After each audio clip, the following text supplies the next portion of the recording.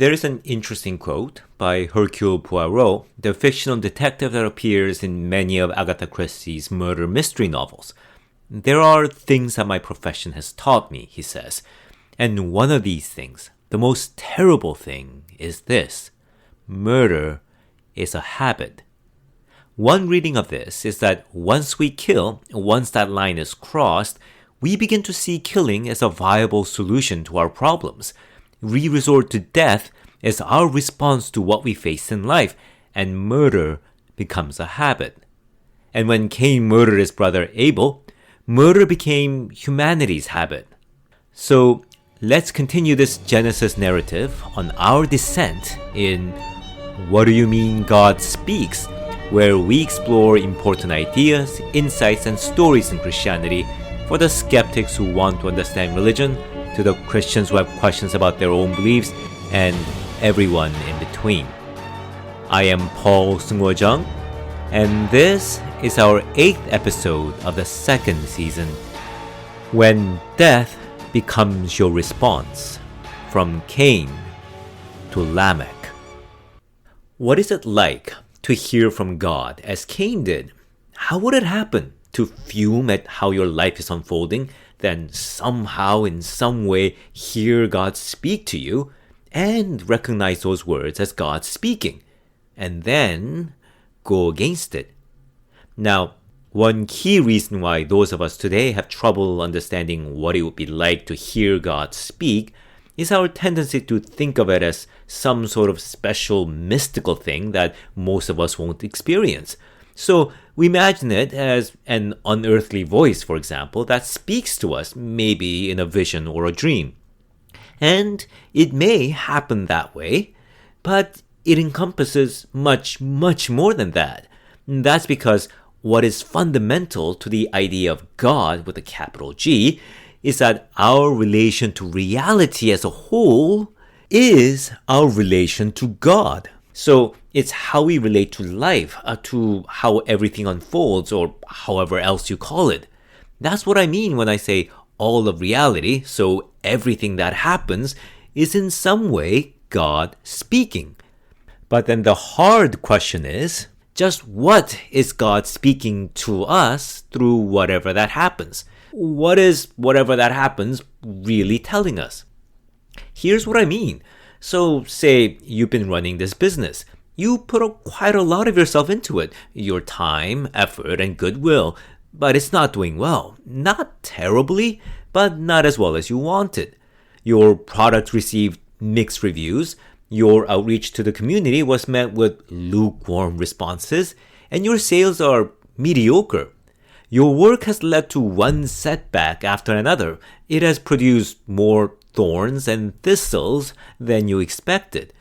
Meanwhile, your little brother opened a new business with rave reviews and roaring revenue. Now, all of what's happening is God speaking. But what is all of it telling you? Is it that you should be patient regarding the thorns and the thistles of your work and continue what you're doing? Or is it that you need to rethink your business model, maybe learn from your brother, even though that will sting your pride quite a bit? Or is it that you've not set your priorities straight and is obsessed about the wrong things, like the success of your business? Or is it that you've just been treated unfairly your entire life? So, which is it? And that's the story of Cain, by the way. Cain brought some of his crops, and his little brother Abel brought the best of his livestock. Now, what they're bringing in is not offering in the sense of, donating to the church or whatnot, since there's no church, there's no organized religion.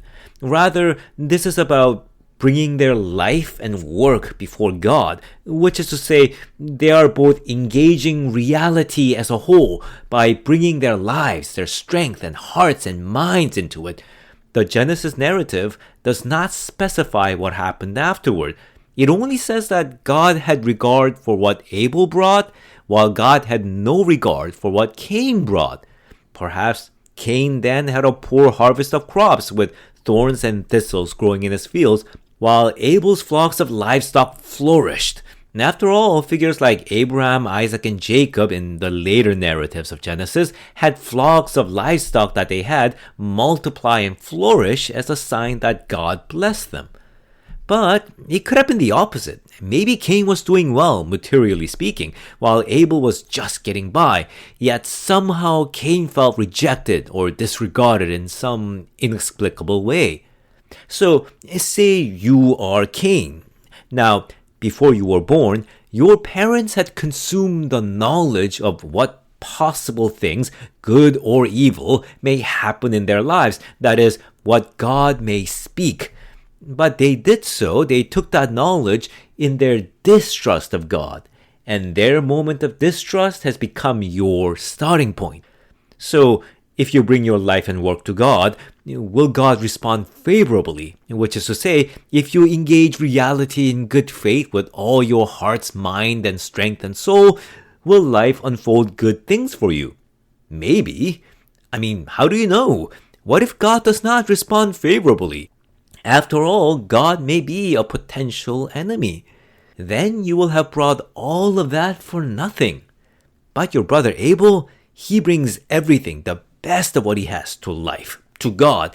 He's either fearless or just naive. Then life unfolded differently for both of you. How? Well, perhaps you just feel empty. There's no sense of fulfillment, no peace, just restlessness, as if your very way of living is lacking something.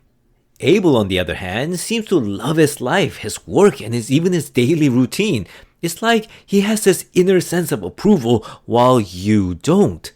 Or perhaps it is something more tangible, like thorns and thistles in your fields while your brother's flocks multiply. Either way, you are angry. Why is this happening? And what is God speaking to you through what's happening? Is it that God has regard for life and work that Abel brought, but has no regard for yours? But if so, why? You brought yourself to God too. You engage reality. You put in some of your strength and heart and soul into it. It's not like you didn't do anything at all. Then something within you speaks up. Why are you angry? Why do you look so dejected? The thought is calm, sober, yet firm, and it is painfully honest. If you do what is right, won't you be accepted? But if you don't, sin is crouching at the door, desiring to rule you, but you must rule over it. Everything that happens is God speaking them into being. But what speaks personally to us is about what these things mean to us, and what is meaningful for us is mostly about how we are to act and live in response to what happens in our lives. There are thorns and thistles in our lives. That's God speaking, but that's something impersonal. God speaking to us is about what we are to do regarding it. Should we consider them as signs that we are on the wrong path, or should we persevere with our work? So you feel empty and unfulfilled at work. That's simply what's happening, and that's God speaking. But God speaking to you will be about why you feel that way and what you need to do. Have you been doing things wrong, or have you been doing the wrong things? And because what speaks to us in a personal way is about how we are to live in regard to what is happening, God speaking to us will manifest a person, a character, which models and teaches the kind of life that we should lead. In the episode 10 and 10.10 of the first season, I said that the voice of God speaking to you will manifest a person who will be something like a better version of yourselves. A person that you could be and are called to become. And that person beckons to you toward a life and a mode of being, for the lack of better words, that relates to reality, to the world, to other people, to yourself more truthfully, more courageously, more lovingly, with patience and grace. And it's not that you'll become perfect right then and there. The question that this person that shows God asks is, can your life and the world be better than it is now? More loving, more truthful, more just? And if yes, why isn't it now? Now, is this what we nowadays call conscience? Not quite. If by conscience we simply mean a list of rules about do's and don'ts that we've somehow internalized in ourselves, then conscience is not the voice of God that speaks to us. The obvious reason is that this voice speaks as a person, not as rules and regulations, and it is a person that you are called to become. Then what if by conscience we mean an inner voice that personifies your ideals? Well, still not quite. That's because this better version of you that you're called to become, your ideal you, is not quite God per se, because once you become that person, there is yet better version of you that beckons you onward, and that is how it will be every time. So, more precisely put, God will forever speak to you through that person that you can become, continually inviting you on a journey. And this journey is what the Bible calls walking with God, and what Christians call following after Jesus Christ. And there may be times when you will falter and times when you will just plop down saying you're too tired and you can't go on, and that's fine. Well, perhaps not fine, but God will wait, continuing to reach toward you, beckoning you, speaking to you, sometimes gently and sometimes firmly and sometimes urgently. And so, something within Cain addresses him in his anger and dejection, and it is a better version of him, you could say, through which the voice of God personally speaks to us. And this voice says, you know what you're lacking. What God says, according to Genesis, is notably lacking in detail. There's no mention of what Cain specifically needs to do, such as, say, you need to bring a better or different offering. It is as if God was saying, Cain, you already know. Your relation with reality, your world, your life can be more than it is now, and you know why it isn't, and you know how to change it.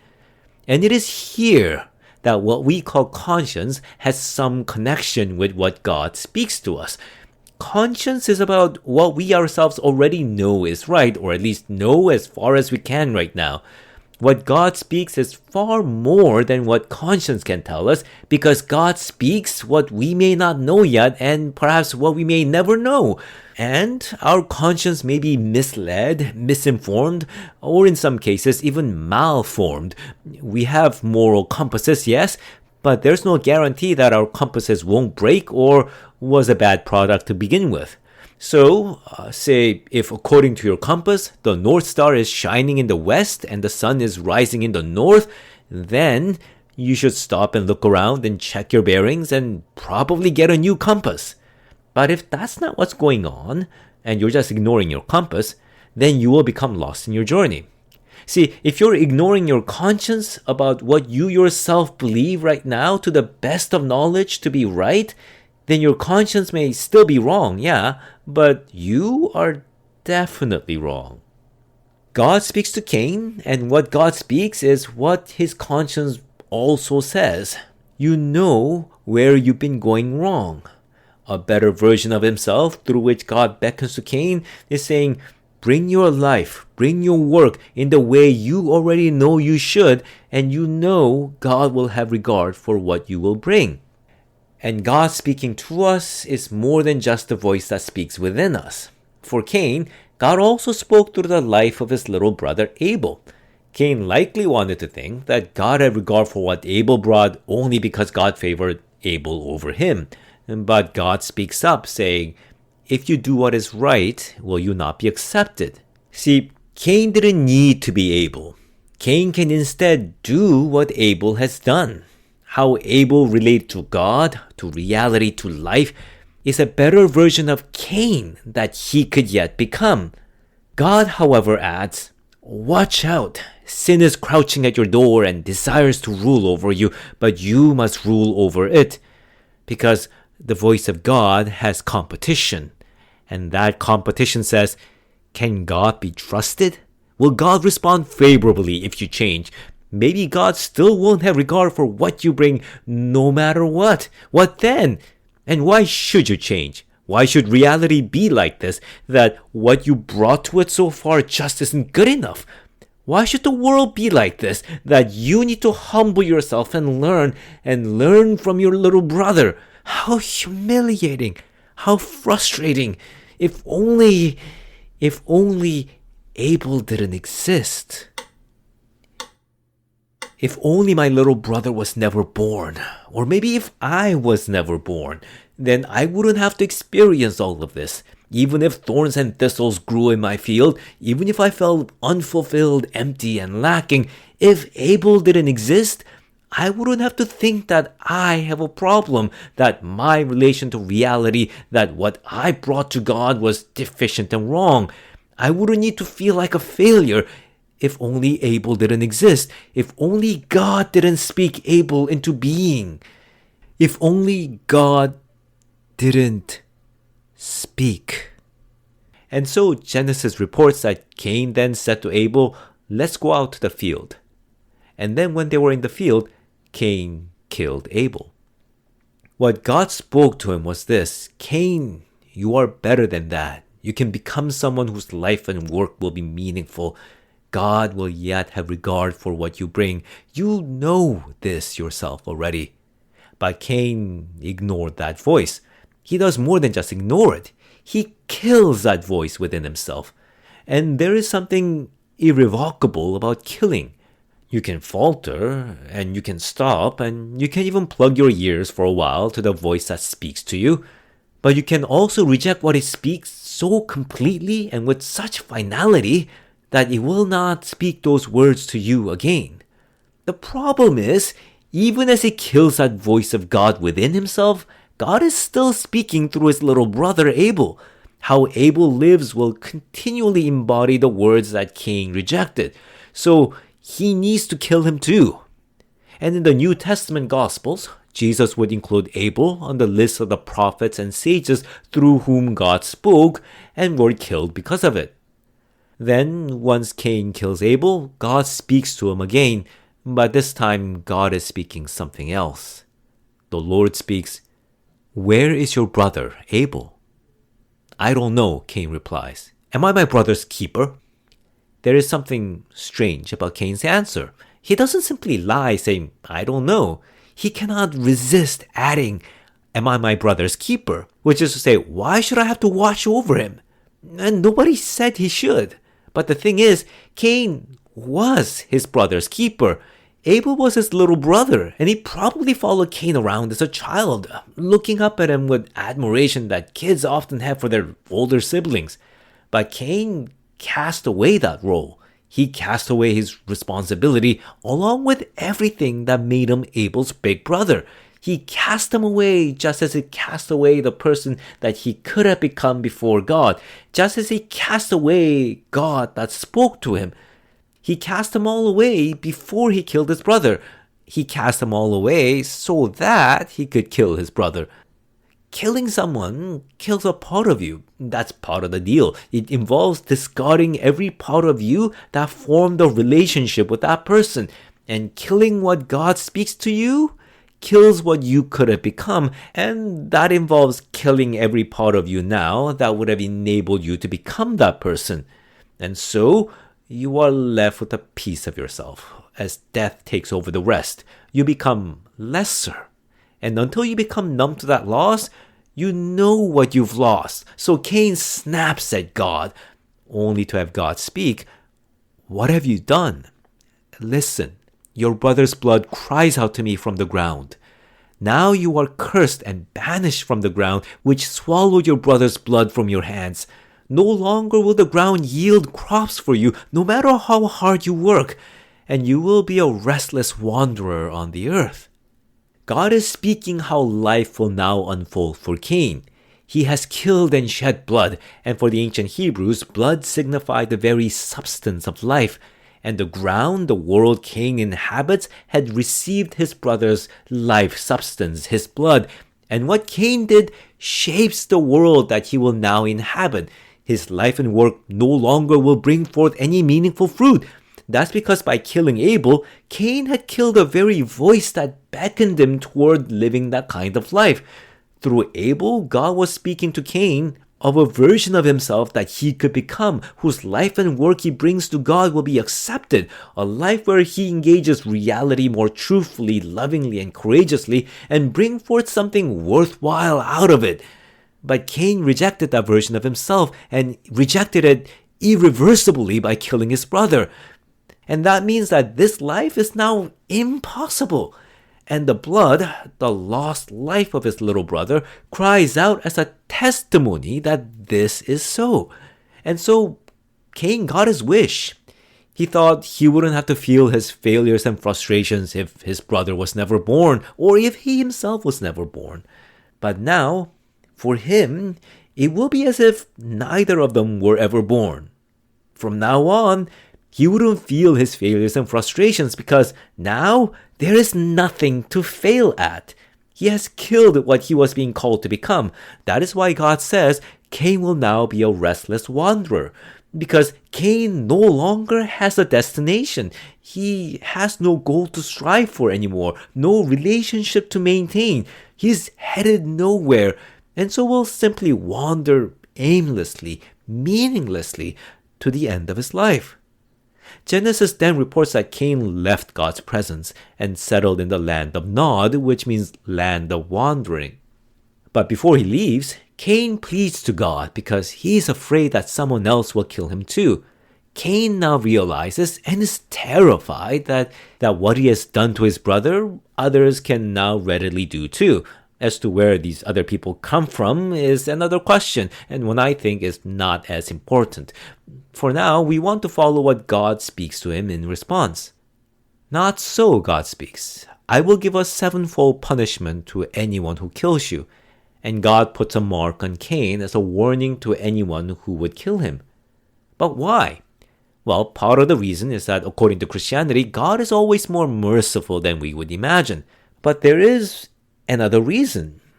God has been speaking how reality will unfold because of Cain's actions, and what God speaks to Cain about the sevenfold punishment is part of it, which is this. Now that Cain has brought murder into the world, murder is a habit. What God was doing by leaving a mark of warning to protect Cain is, I think, a way to forestall the downward path that humanity was now descending. Cain has responded to what God speaks, to the things he faces in life, the challenges, the frustrations, and even the calling to a better version of himself by irreversibly silencing the voice of God. And with that, death, violence, and rejection now become a viable way humanity will respond to life, because that's easier. Everything in life that we do not want to face, we'll try to ignore, but when we can do that no longer, we will either have to face them or kill and silence anything or anyone that will somehow make us face them. So instead of engaging reality and everything that unfolds, reject and denigrate everything as worthless. Instead of dialoguing and understanding those who differ from us, vilify and disparage them. Instead of facing up to our own inadequacies and unfulfilled life, pour out our resentment and frustration on those we can get away with blaming our woes, a children or spouse that we can abuse, that migrant worker that's taking away our job, we think, or that co-worker that got a raise that we can slander, or our parents who didn't treat us right. Because all of that's easier than heeding the call of that voice, that better version of you through which the voice of God beckons to us saying, if you do what is right, won't God have regard for what you've brought? What if this example that Cain set becomes the norm? What if more people do what Cain has done and kill those around them who are like Abel, and by doing so, kill the very person that they could have become, that version of themselves through which God was beckoning? What if doing that becomes something like a point of boasting, so that life itself, the way that Abel lived, becomes something to be sneered at, to be mocked and jeered? See, Genesis reports that in his meaningless wandering, Cain builds a city, and his descendants live in it, and they become the builders of civilization. And the greatest among them was Lamech, And as the first display of his power, he takes 2 women as his wives, and they bear him 3 sons and a daughter. According to Genesis, one of his sons was the first of all who played a harp or a flute, the first musician.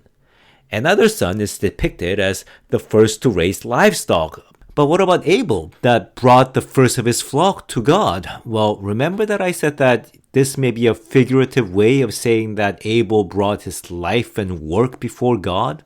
Anyway, Lamech's 3rd son was the first metalsmith, forging tools and weapons of bronze and iron. The daughter was named Naamah, which means beauty or pleasure, and thus likely the bringer of arts and, well, pleasure. And Lamech, who is now depicted as the father of music, arts, pleasure, animal husbandry, and metalcraft, sings this song to his 2 wives.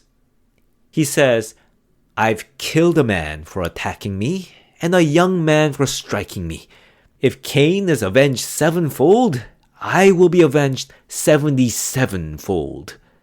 When Cain murdered his brother and God declared that no one is to use that as justification to kill him, and that those who do will be punished 7-fold, that's because that's how violence works. An act of violence pushes one to a harsher retribution, and that retribution will then be met with even greater violence. That is how blood feuds work, for example.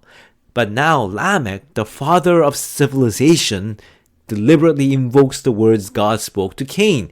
Cain is avenged 7-fold, but I'll be sure to avenge myself 77-fold.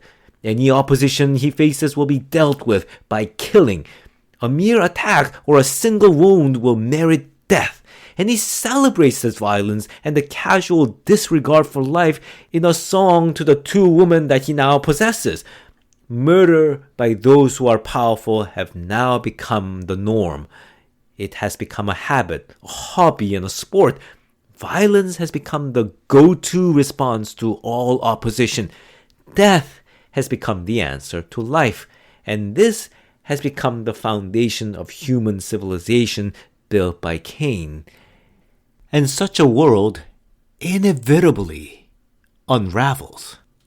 So please join me next time as we continue to explore the slow, unnoticed unraveling of the world as we follow the line of humanity after Cain and Abel, eventually to Noah and to the Great Flood. Thank you for listening, and please continue to support this series by following, subscribing, and sharing this series with others. Also, please take a moment to rate or review this series on Apple Podcasts or other platforms, especially those of you who's listening outside Canada. And you can also support this series by buying me coffee at www.buymeacoffee.com/PaulSOC. The link is provided in the episode description.